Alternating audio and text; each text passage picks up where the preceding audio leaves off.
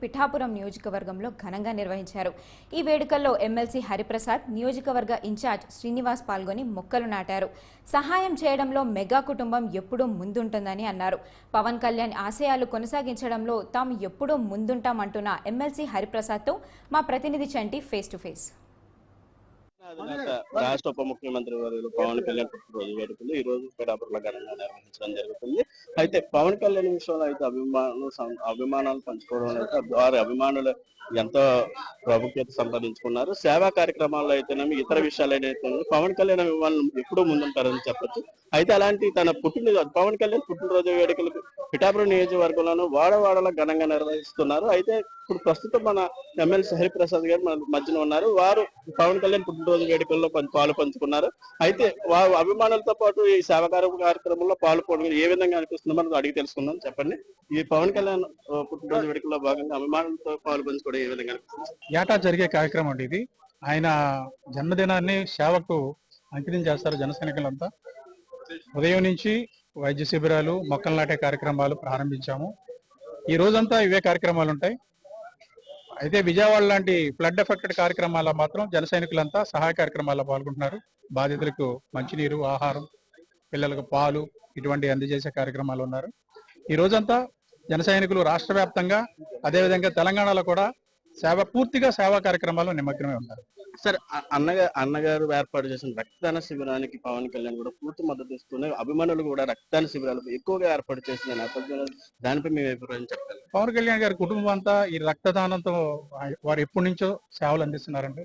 ఎవరికైతే ఆపదలో ప్రమాదం జరిగి రక్తం కావాలో అటువంటి వారికి రక్తం అందించే కార్యక్రమాన్ని అనేక సంవత్సరాలుగా కుటుంబం చేస్తుంది.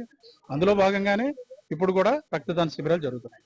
సార్, ఇక్కడ మన మధ్యన పిఠాపురం ఇన్ఛార్జ్ మాకిని శ్రీనివాసరావు గారు ఉన్నారు. చెప్పండి, గత కొద్ది రోజుల బట్టి పిఠాపురం నియోజకవర్గాన్ని ముందుండే నడిపిస్తున్నారు మీరు. చెప్పండి, ఈ రోజు కార్యక్రమాల్లో ఏ విధంగా ముందుకు సాగుతున్నారు?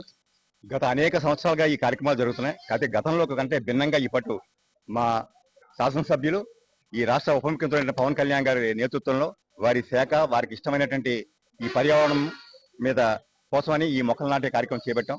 ఇప్పుడే మన జన సైనికుడు అనేక సంవత్సరాలుగా రక్తదానం చేస్తున్నటువంటి కడియం చెందిన గడ్డం శివ గారి సారథ్యంలో 12,000 మొక్కలు ఇచ్చారు. అదేవిధంగా ఇతర ఫారెస్ట్ నుంచి ఇతరులు కూడా మొక్కలు ఇవ్వడం జరిగింది.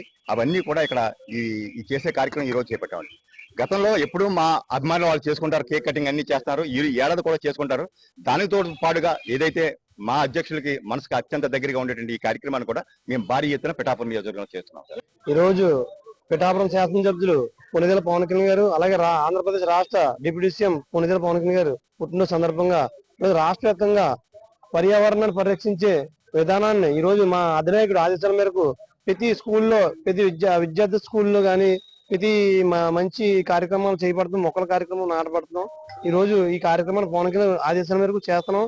ఇలాంటి విషయాల్లో అంటే కేక్ కటింగ్ కాకుండా ఇలాంటి మంచి పర్యావరణాన్ని పరిరక్షించుకునే విధానం కళ్యాణ్ గారు తీసుకొచ్చారు. కాబట్టి మేము దాంతో పాటు నడుస్తామని, ఆయన విధానం మీద మేము నడుస్తూ వెళ్తామని చెప్పి కోరుతున్నాం. జిల్లాలో సుమారుగా 25,000 మొక్కల వరకు పంపిణీ చేశామండి. అందులో 16,000 పైగా మన పిఠాపురం నియోజకవర్గానికి పంపించడం జరిగింది. మొదటగా పిఠాపురం నియోజకవర్గంలో 12,000 మొక్కలు మేము ప్రకటించినప్పటికీ కూడా ఇక్కడ అందరూ మిత్రులు, శ్రేయోభిలాసులు, మన పార్టీలో యాక్టివ్ గా పనిచేసే మిత్రులు మొక్కలు మంచివండి మాకు పంపించండి అని చెప్పగా అన్ని కళ్యాణ్ గారు ప్రకటించిన మొక్కలు ఏవైతే ఉన్నాయో అవే మొక్కలు మేము పంపించడం జరిగిందండి. అటవీ మరియు పండ్ల జాతుల మొక్కలు సార్ చెప్పినట్టుగా ఆయన పర్యావరణ ప్రేమికుడు, మొక్కల నుంచి కూడా ఫుల్ నాలెడ్జ్ అతనికి ఉంది. మా నర్సరీలను కూడా 4-5 సార్లు అతను సందర్శించడం జరిగింది. ఆయన చెప్పిన మొక్కలు ఏవైతే ఉన్నాయో నేరేడు, మారేడు, మామిడి, సీతాఫలం, జమ్మి, మర్రి, వేప, రావి ఇటువంటి రకాలన్నీ కూడా, మరి ఎర్రచందనం ఇటువంటి రకాలు, శ్రీగంధం ఇటువంటి రకాలన్నీ కూడా పంపిణీ చేయడం జరిగిందండి. ముఖ్యంగా మీరు ప్రజారాజ్యం పార్టీ స్థాపించిన నాటి నుంచి కేవలం చిరంజీవి అభిమానులు వారితోనే ఉంటూనే వారి కార్యక్రమాలు నిర్వహిస్తూనే ఉన్నారు. దానికి మీకు సరైన గుర్తింపు ఈ స్థాయిలో దక్కిందని తెలుసు. నేను గుర్తింపుల కోసం ఆశించి పని చేయట్లేదు సార్. ఆశించి చెప్తే 1 సంవత్సరం 5 సంవత్సరాలు చేసి ఆగిపోతాం సార్. ఇది 24వ సంవత్సరం సార్ మా చిరు సేవా సంస్థ స్థాపించి.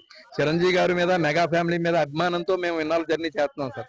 పవన్ కళ్యాణ్ గారి పుట్టినరోజున నేను 2009లో మొదలు పెట్టాను సార్.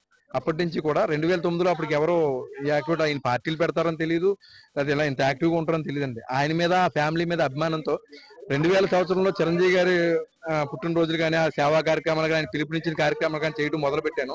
2009లో పవన్ కళ్యాణ్ గారు సేవా కార్యక్రమాలు చేయడం జరిగింది.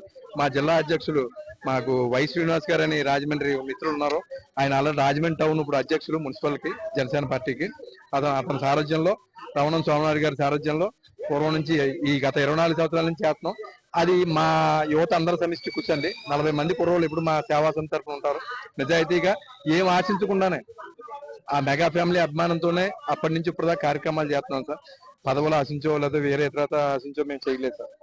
గుర్తింపు కాదు మాకు ముఖ్యం, ప్రజాసేవే మాకు ప్రధాన అంశంగా భావిస్తూనే 2009 నుంచి పవన్ కళ్యాణ్ పేరు చెప్పుకుంటూనే ముందుకు వెళ్తున్నాము. మాకు గుర్తింపు అవసరం లేదు.